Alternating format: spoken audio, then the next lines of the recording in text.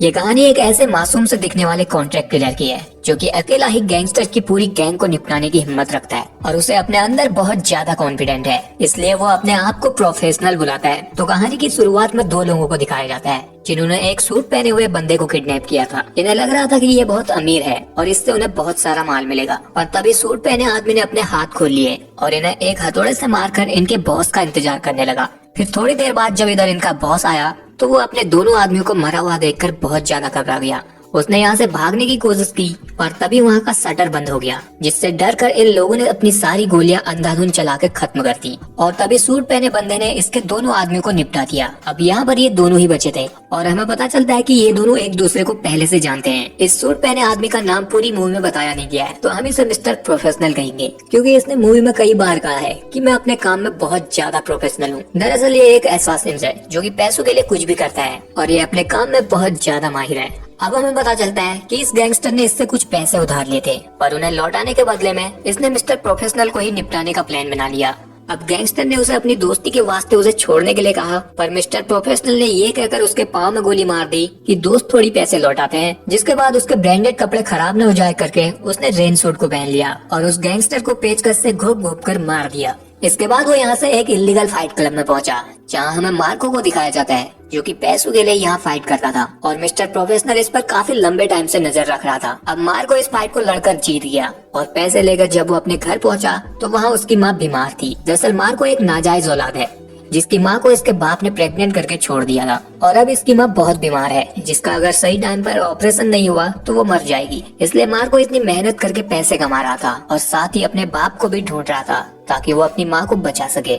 अब अगले दिन मार्क अंकल पार्क से मिलने के लिए गया जो कि एक अनाथ आश्रम चलाते हैं और मार्को ने इनसे अपने असली बाप को ढूंढने के लिए कहा था, पर अंकल पार्क ने बताया कि उनका कुछ पता नहीं चल पा रहा है। तो फिर मार्को ने उन्हें कुछ पैसे दिए और अपने बाप को ढूंढने के लिए कहा। जिसके बाद मार्को यहाँ से सीधे बियर बार में गया जहाँ उसे एक आदमी मिला जो कि उसकी पिछली फाइट जीतने से उससे बहुत इम्प्रेस हुआ था क्योंकि उसने एक थाई फाइटर को हराया था। वो उसे कहता है कि वो लोग एक ज्वेलरी शॉप को लूटने वाले हैं और उसमें उसे उसकी मदद चाहिए। उसे बस पावर कट करना है और सिक्योरिटी को देखना है, जिसके बदले में उसे 10% मिलेगा। अब इस वक्त तो मार्को सोचूंगा कहकर यहाँ से निकल गया, पर घर जाकर जब उसने अपनी माँ के बारे में सोचा तो वो चोरी में उनका साथ देने के लिए मान गया। जिसके बाद ये दोनों उसी रात को ज्वेलरी शॉप को लूटने के लिए गए। जहाँ मार्को पावर कट करने के लिए गया तो उस पर कुछ लोगों ने पीछे से हमला कर दिया। दरअसल ये लोग वही लोग थे, चोरी तो इनका सिर्फ बहाना था। असल में तो इन लोगों ने मार्को को पीटना था क्योंकि उसने थाई फाइटर को हराया था। इसलिए ये लोग अब मार्को पर हमला करते हैं और मार्को भी बचने के लिए इनसे लड़ता है, पर ये लोग बहुत ज्यादा थे तो मार्को यहाँ से भागने लगता है और भागते हुए वो एक कार से टकरा जाता है जिसके अंदर से एक खूबसूरत और अमीर लड़की बाहर निकलती है और ये देखकर मार्को को मारने आए हुए लोग चले गए। जिसके बाद वो लड़की मार्को को हॉस्पिटल ले गई जहाँ उसने मार्को की मरहम पट्टी करवाई और उसका ब्लड टेस्ट भी करवाया। मार्को उसे ज्यादा तकलीफ देना तो नहीं चाहता था, पर लड़की ने उसे प्यार से बोला तो वो हॉस्पिटल आ गया। इसके बाद उस लड़की ने मार्को से एक्सीडेंट के लिए माफी मांगी और उसे कुछ पैसे दिए। फिर पैसे लेकर जब मार्को हॉस्पिटल से बाहर आया तो उसे अंकल पार्क ने कॉल करके अपने पास बुलाया और बताया कि उसके पिता मिल गए हैं और वो भी उसे ही ढूंढ रहे थे, वो जल्दी ही उसे कांटेक्ट करेंगे।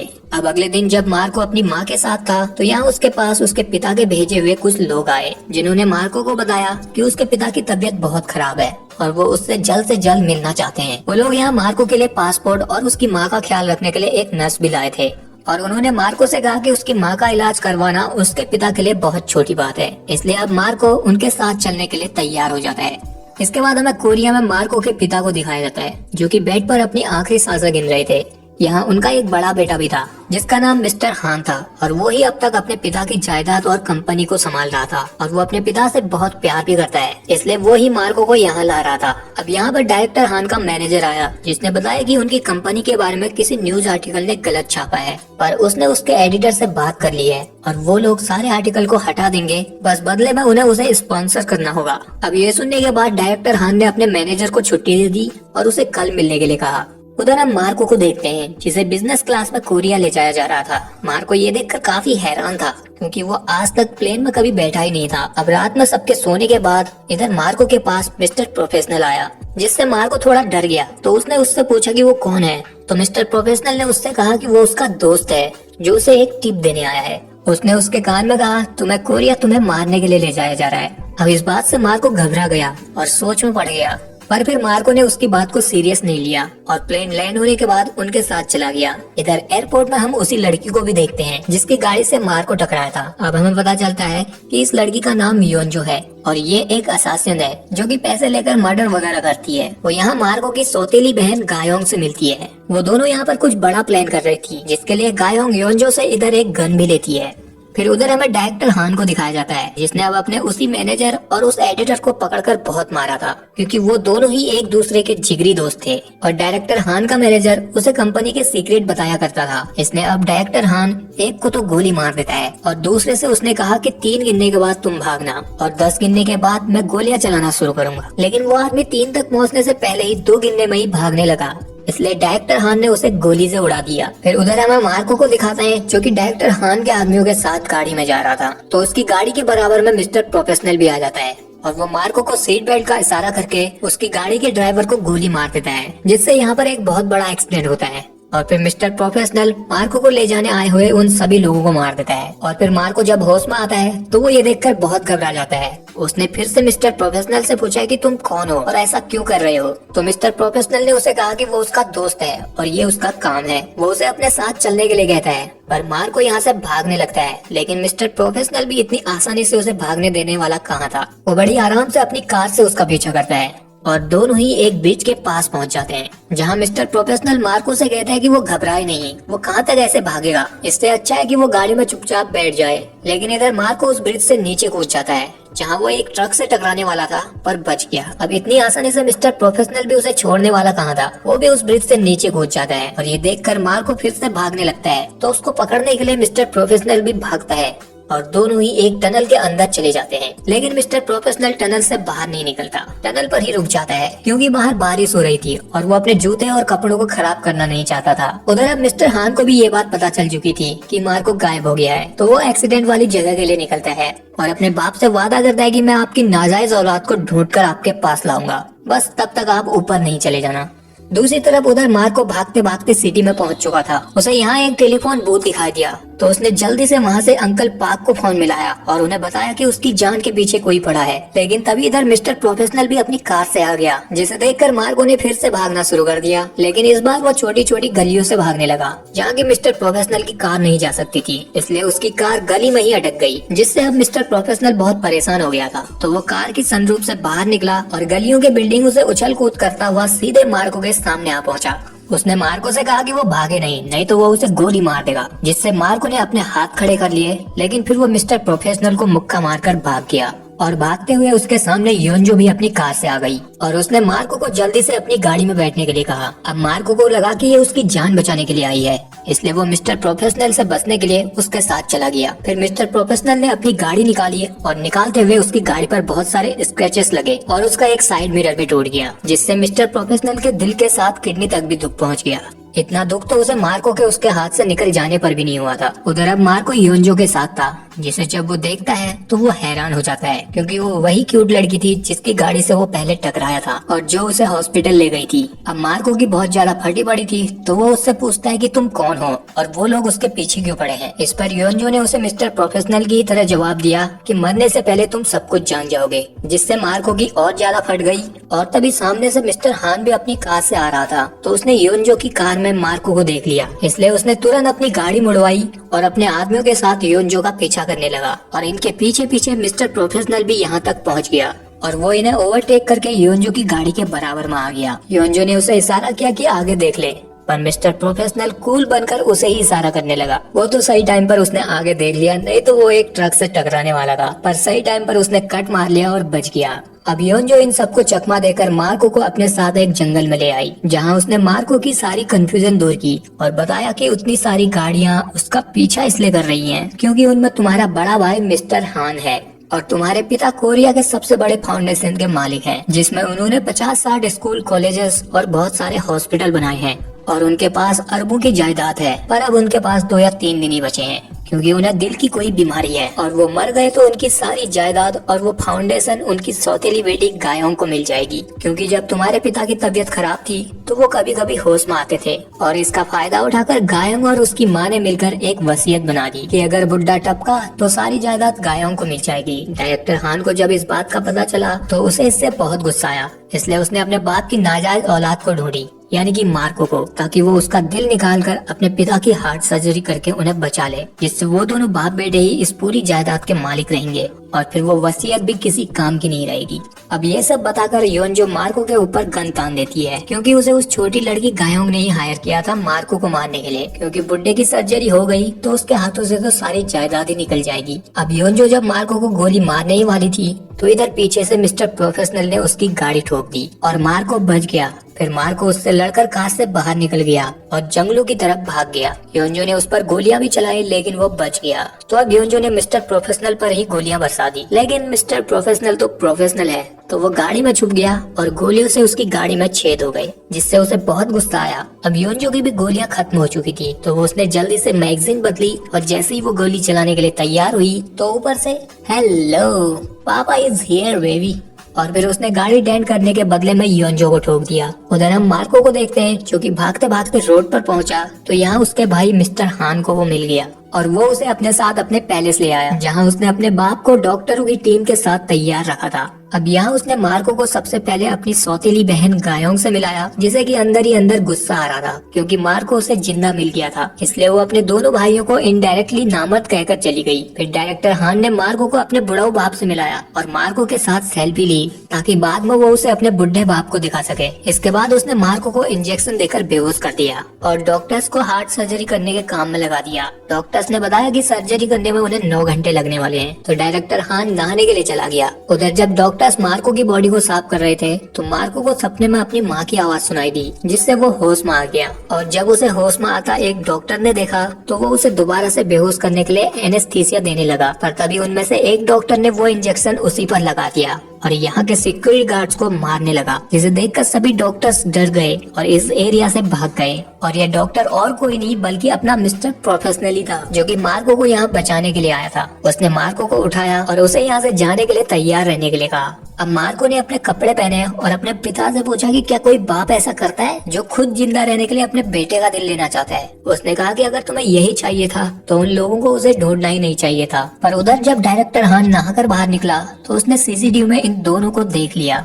और वो अपने आदमियों के साथ दरवाजे के बाहर पहुंच गया और मिस्टर प्रोफेशनल के साथ डील करने के लिए आवाज देने लगा। उधर उसकी आवाज सुनकर बुड्ढे ने मार्को के हाथ को पकड़ लिया, लेकिन मार्को अपना हाथ छुड़ाकर मिस्टर प्रोफेशनल के पास आ गया और उसने उससे पूछा कि अब तुम क्या करने वाले हो। इस पर मिस्टर प्रोफेशनल ने कहा कि हम दोनों उस दरवाजे से बाहर जाएंगे, और ऐसा कहकर उसने मार्को को ही गन पॉइंट पर कर लिया। जिसके बाद वो मार्को को दरवाजे के बाहर लाया, जहां डायरेक्टर हान अपने आदमियों के साथ खड़ा था, जिसके साथ उसने डील की और उसे मार्को के बदले में $1 करोड़ उसके अकाउंट में ट्रांसफर करने के लिए कहा। अब ये सुनकर डायरेक्टर हान बौखला गया और वो उससे सब्जी मंडी की तरह बार्गेनिंग करने लगा कि 50 लाख में मान जा यार। लेकिन मिस्टर प्रोफेशनल ज्यों का त्यों 1 करोड़ में ही अड़ा रहा। तभी यहाँ इनके पीछे गायोंग बंदूक लेकर पहुंच गई और उसने पीछे से मार्को की तरफ गन चला दी, पर मिस्टर प्रोफेशनल ने उसे देख लिया था तो वो मार्को को अंदर खींच कर ले आया और फिर इन सभी लोगों ने इन पर गोलियां बरसाना शुरू कर दी। तभी मिस्टर हान को याद आया कि अंदर तो उसका बाप भी है, इसलिए उसने अपने आदमी को रोक दिया। पर उधर अब उसके बाप की एक गोली लग चुकी थी, अगर जल्द से जल्द उसका ऑपरेशन नहीं हुआ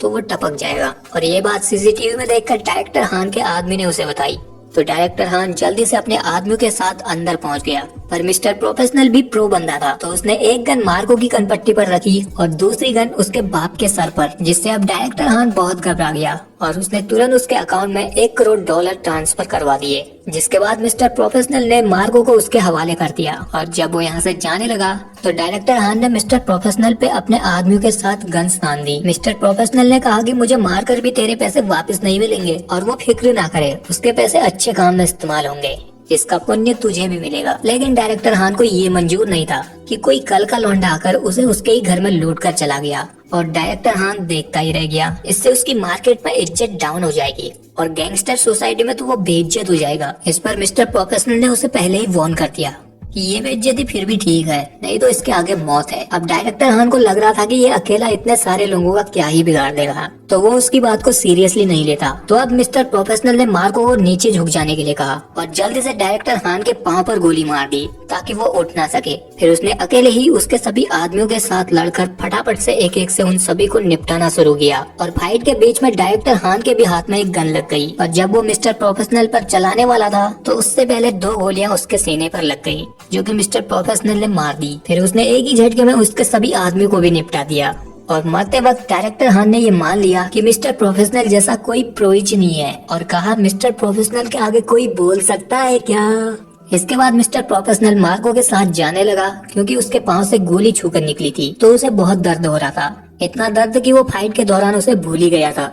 अब जाने से पहले मार्को ने अपने भाई की तरफ देखा तो मिस्टर प्रोफेशनल ने उसे कहा कि ये तेरा कुछ नहीं लगता, चल यहाँ से। पर इस वक्त मार्को ने इस बात को सीरियसली नहीं लिया। उसे लगा कि वो ऐसे ही कह रहा है, इसलिए वो उसके साथ जाने लगा। पर इनके सामने अब गायों गन लेकर आ गई। इसे मर्द जात से अलग ही नफरत थी। इसके अकॉर्डिंग मर्दों से ज्यादा कुत्ते वफादार होते हैं। शायद इसका पहला ब्रेकअप हुआ होगा। खैर ये अब अपने भाई यानी कि मार्को को मारना चाहती थी क्योंकि उसे लग रहा था कि कहीं बाद में आकर मार्को ने उससे अपना हिस्सा मांग लिया तो, या फिर यहाँ जो कुछ भी हुआ उसके लिए बाद में उसने कहीं उसे ब्लैकमेल किया तो उसे तो प्रॉब्लम हो जाएगी। इसलिए वो इस सरदर्द को रखना नहीं चाहती थी। पर मार्को ने उसकी ऐसी बातें सुनकर उसके 2 रख कर दिए और कहा कि मैं तुम्हारे पैसे फ्री में भी हाथ नहीं लगाऊंगा। लेकिन गायों इतनी आसानी से मारने वाली कहाँ थी। वो मिस्टर प्रोफेशनल को ही हायर करके मार्को को ही मारने की बात करने लगी।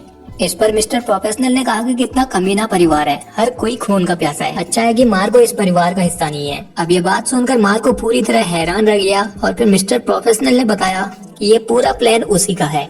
उसे एक खतरनाक बीमारी है, इसलिए वो पूरी मूवी में खांसते जा रहा था और उसे लग रहा था कि वो बहुत ही जल्द मर जाएगा। इसलिए वो मरने से पहले एक अच्छा काम करना चाहता था। और फिर एक दिन योंजो उसके पास आई, कोरिया के सबसे बड़े बिलियनियर के नाजायज बेटे को ढूंढने का कॉन्ट्रैक्ट लेकर, जिससे मिस्टर प्रोफेशनल को भलाई करने का एक आइडिया आया और फिर उसने ये प्लान बनाया। इस प्लान में उसके साथ अंकल पार्क भी शामिल थे क्योंकि उन्हें अपने अनाथ आश्रम की जमीन और स्कूल बनवाने के लिए पैसे चाहिए थे। इसलिए फिर मिस्टर प्रोफेशनल ने मार्को को मिलियनर का बेटा बताकर उसकी सारी डिटेल उन्हें भेज दी, जिसे चेक करने के लिए ही योंजो मार्को से टकराई थी और उसे हॉस्पिटल जाकर उसकी ब्लड रिपोर्ट निकलवाई थी। पर डॉक्टर्स को मिस्टर प्रोफेशनल ने खरीद लिया था, तो उसने नकली रिपोर्ट योंजो को दे दी, जिससे उन लोगों को यकीन हो गया कि मार्को ही उसके बाप की नाजायज औलाद है। अब ये सारी बातें सुनकर मार्को तो पूरी तरह से हैरान हो गया और वो गुस्से में मिस्टर प्रोफेशनल को मारने लगा। तो मिस्टर प्रोफेशनल ने उसे बताया कि जो 1 करोड़ उसके पास आए हैं उनमें उसका एक नया घर और उसकी माँ के लिए इलाज के पैसे भी हैं। पर तब भी उसका गुस्सा शांत नहीं हुआ और उसने मिस्टर प्रोफेशनल से कहा कि तुम्हें क्या पता कि मैंने क्या क्या झेला है। इस पर मिस्टर प्रोफेशनल ने कहा कि मुझे सब पता है क्योंकि मैं भी तुम्हारी तरह एक नाजायज औलाद हूँ। अब ये बात सुनकर मार्को पूरी तरह से हैरान हो गया और उसने उसे छोड़ दिया, जिसके बाद ये दोनों यहाँ से चले गए। फिर कुछ दिनों बाद हम अंकल पार्क को देखते हैं, जिन्होंने अब अपना अनाथ आश्रम और उनके लिए स्कूल खोल दिया था। मार्को भी एक नए घर में शिफ्ट हो चुका था और उसकी माँ का इलाज भी काफी अच्छे से हो गया था। और आखिर में मार्को से मिलने मिस्टर प्रोफेशनल आया और उसने उसे फ्रेंड बनने के लिए कहा, तो इस बार मार्को मान गया।